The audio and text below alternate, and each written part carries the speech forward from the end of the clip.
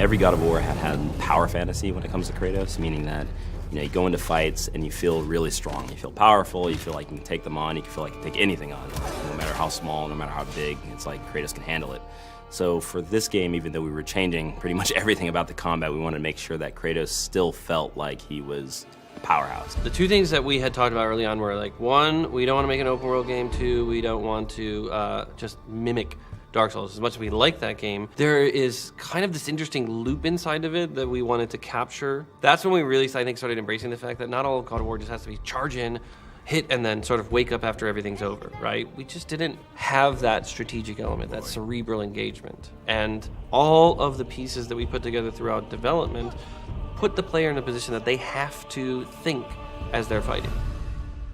For this game, he's got a new weapon, his Leviathan axe, and with this weapon we wanted to be a little bit more tactical, still feel powerful at the end of the day, but have a little bit more decision-making and a little bit more deliberate actions on the player. We've created scenarios in which, hey, it's advantageous to really experiment with this. And we've noticed that once people start seeing that, oh, I'm gonna try that one now, right? Because we give you a lot.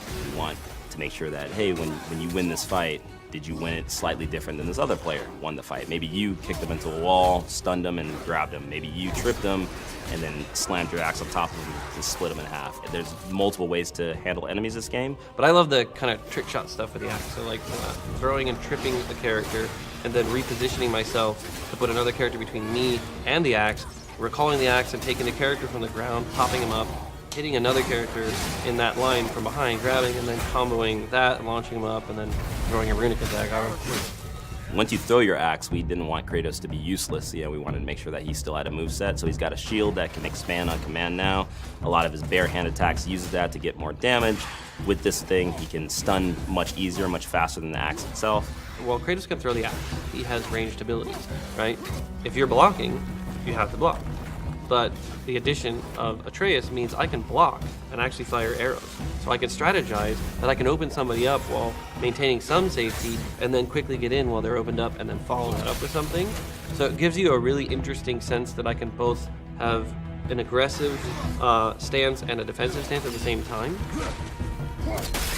God of War was, the boat deck, right? On the Hydra ship, one section, bam, you already understand kind of all of the base combat stuff, and then we incorporate a little bit of magic later. So this was far more ambitious, and I think honestly, the audiences are more adept at games. They've played a lot more games. The game industry has progressed and matured, so people are looking for an inherently a greater depth to the games that they're playing.